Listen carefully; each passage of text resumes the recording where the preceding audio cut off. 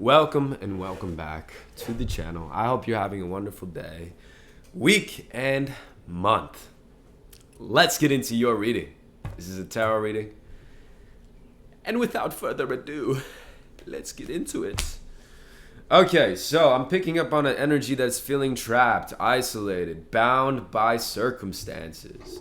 And when this card comes out, it's actually a really good thing because these circumstances that you're bound in, well, the opportunity to cut through those ties is here and now. And you have the ability to cut through those ties with ease, my friend.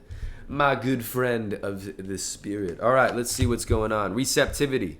Allow yourself to receive. This is the Hathors, okay? Fifth dimensional beings that you can access through meditation. And just by simply asking the Hathors for help, they will come from the 5D and lift up your vibrational frequency. Receptivity, asking. They want you to ask, okay? Jim Rohn, he has this little bit that he puts in his seminars. He says, how to get anything you want by the Bible, or according to the Bible. Now, and this is what he says. He says he's not an expert on the Bible. He's an amateur on the Bible, but he's going to quote this. He's going to quote this passage, and so it should be sufficient. He says, get your notes out. Make sure you got your notes out. Make sure you got your pieces of paper out, and you got your pen, and you're ready to write. He says, in the Bible, it says how to get anything you want, ask. Period. All right, end of notes. And then he tells them to put their notes away. But it's like you only have to do one thing. And the Bible has an interpretation of it, and Abraham Hicks has an interpretation of it, and neuroscience has an interpretation of it. But what it is it's a request. It's an asking. It's saying, I want this from you.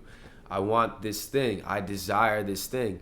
And then coupled with the belief that that desire can be fulfilled, and life change happens right there. So get receptive. The downloads are here. They're coming in, and they will consistently be coming in for you to cut these ties around you. Now, it will require that you take a little bit of action. Meaning, you got to get on the boat. The boat's going to leave. You got to get on the boat. Okay? But once you get on the boat, you're good to go. Okay? You're good to go. So get on the boat. Be open to hearing the captain say, hey, come on, last call. Get on the boat. There'll be more boats coming, but just keep your eye open or keep your ears open, okay? They're wanting you to let go of control. Like, let go of control. And I think that can also mean being vulnerable, okay? And this is something that I've been learning recently. The more vulnerable you are with people, with your family, with your friends, with people that you can trust, the more vulnerable you are with those people, the more healing occurs, okay? Because healing is basically just acceptance of love. And so vulnerability is true strength, and it is letting down the walls to accept the love that you want to feel anyways, that we all want to feel anyways. And, you know, so let down those walls, let down that control. You know what to do. You know what to do. You've been knowing what to do. Traveling is going to extremely help you extremely, help to the extreme power. Getting out of your town, whether it's across town, you know, just the next town over, that would be perfect. Now, if you have a trip coming up, that trip is going to help with this a whole bunch, okay? It's going to feel like that trip is a secret cheat code that your universe just so happened to deliver to you, okay? Now, if you don't have a trip coming up, I would recommend getting out of your town because that's where magic is going to happen, okay? So just let that magic happen. And what I mean by that is go travel, do your thing, go out of town, and just plan to have fun. Plan to do something great. Plan to, you know, just get out. Don't plan for healing or plan for anything like, I mean, set the intention that that's going to happen, but plan for just pleasure. And in that pleasure, the healing will just naturally happen. Your purpose is not to heal. Your purpose is to have fun. So go have fun, and the healing will happen as a what is it called? As a secondary happening in the world. Three of Pentacles, okay? Three of Pentacles is gonna be teamwork, collaboration, people wanting to help you, you wanting to help people, working together, talking, discussing, This is a mastermind group, I'm feeling like. A mastermind coming together to share ideas and experiences that allow new creativity to ensue. And you are at the forefront of that. You are sort of taking the lead, but it comes because you had to go through these chains that you're currently cutting through, which is beautiful. It's really beautiful. Extremely beautiful. Okay, let's keep on going here. Keep it flowing, baby. Okay, fertility, Ostara. It is the perfect time for you to start new projects, access new ideas, and give birth to new conditions. Guys, after you come back from whatever traveling that you do, I'm seeing, come on, new projects. Ostara, fertility. This is abundance. This is fertile soil to lay down new seed. This is exactly what you've been asking for and what you are going to be receiving. Innocence in reverse. I see that as a return to innocence, which I see as like sort of their spiritual journey. We're innocent. We lose that innocence along the way. We're conditioned, and then we are coming back into that nature, that true nature that we are. And I see that as innocence. And so with this new fresh soil, you're going to have an opportunity to imbue it with this sense of innocence, which is only going to build on the soil, which will then build on you, which will then build on the soil. And then so you're going to be this symbiotic relationship. And the more people come into your tribe, the more energy gets put in. And then there's this a beautiful thing happening, this community forming. Okay? Happy news about your career, promotions, or scholarships. Well thought out plans that go perfectly. Needing a little push to get going. And so, I think that we should never be pushing ourselves to do anything. But if you want to, get on the ball with something and you're like, I don't know why I'm not getting on the ball with this thing. I understand that it could be that it's a reason why. And I was just talking about this with Lisa. And we talked about that whole thing. But anyways, let's keep on moving. So yeah, having reasons why. I think having reasons why, push the button a little bit. Like, if you're a reason why, like Jim Rohn, again, I'm gonna mention his story again.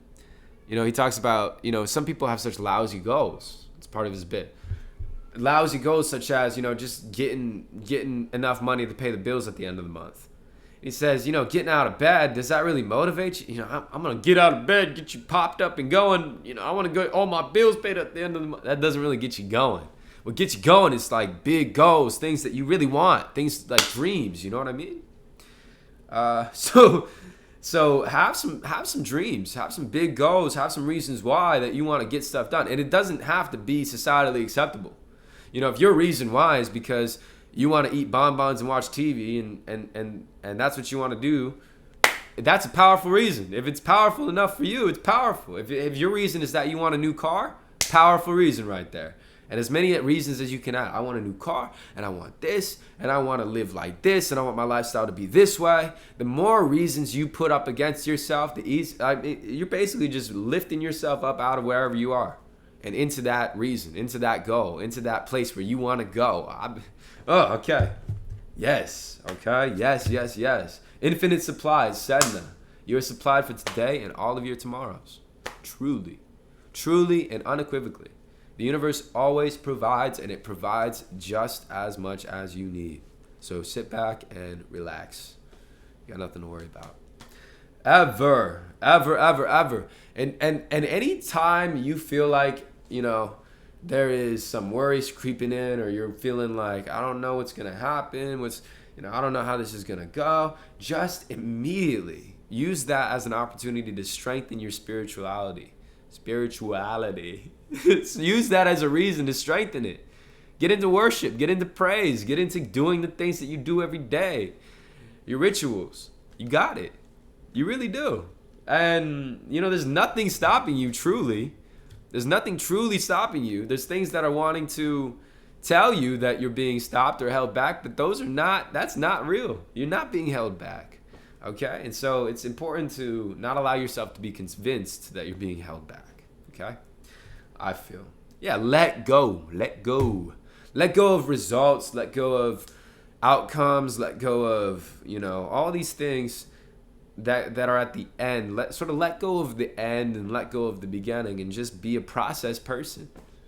I don't think, I was hearing, what's his name? I think it's Jimmy Carr, comedian from UK. He was talking about, wow, I just totally lost it. What was he talking about? What was this guy talking about? I guess it's not that relevant.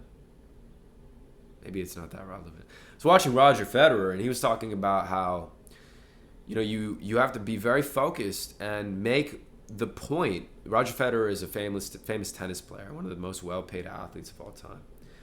And he talks about he's won about 79% of his matches, but he's only really won when he went on to say, elaborated. He said, I only really won 54% of the points. So he said, world famous tennis player. I've done this for a living for a long time, and I've only made about half the shots, half the points that I've played. And he spoke about it, and then he said, and so I think it's so important to hold the point that you're in high regard. In fact, it's the most important thing in the world at any given moment, the point that you're in, the point that you're playing. But then he said, what's even more important is after that point is done, whether you won or lost, you let it go. It no longer matters. You don't even think about it. It's gone. And so I think that applying that to every day is so beautiful and important, to really give everything you got to the moment. And then because you gave it all you got, it's easy to move on and not think about it. Now it's when we leave things left behind. It's when we leave things that, leave things to do or leave things for others to do that we're thinking. And so to get your head clear, put it all out there. Okay, that's where I'm going to leave it today, guys. Namaste. I hope you have a wonderful night. Bye-bye. I love you guys. Okay, bye-bye.